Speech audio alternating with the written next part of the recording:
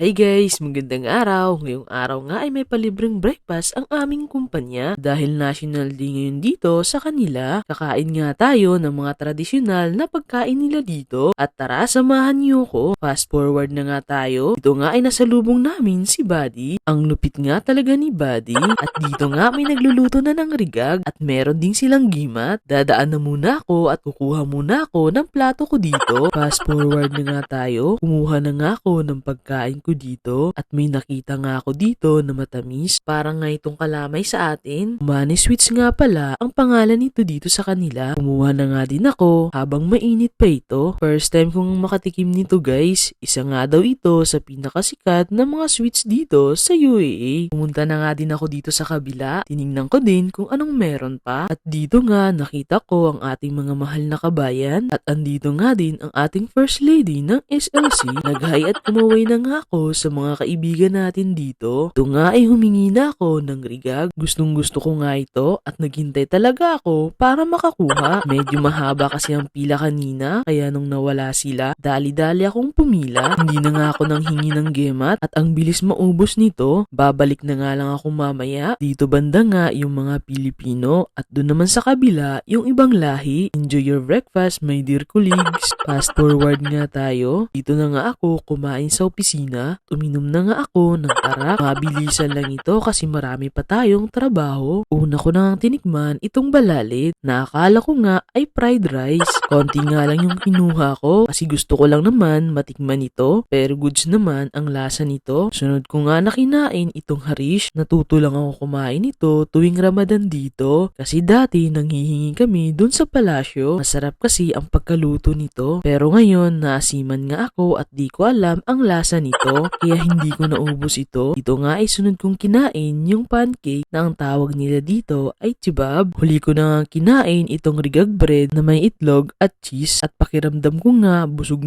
na ako dito. At ayun, hindi ko na naubos ito. Babalik pa nga ako at may gusto pa akong kainin doon. Kaya fast forward na nga tayo. Maya-maya nga bumalik na ulit ako dito para manghingi ng gimat. Nakita ko nga dito si Ate Early. Kumuha nga pala siya para sa mga lalaki na hindi nakakapasok dito sa loob. Puro mga babae lang kasi dito. Dito nga kumuha na ako ng mga chocolates. Gusto ko nga sana kumuha ng marami. Kaso lang nahiya naman ako. Akalain mo, meron pa pala ako nun. Fast forward na nga tayo at nanghingi na nga ako ng gimat. Pagkatapos ko ngang humingi, bumalik na agad ako sa opisina dahil marami pa tayong trabaho. So yung guys, hanggang dito na lang muna. Salamat po sa panonood. Ingat po kayo.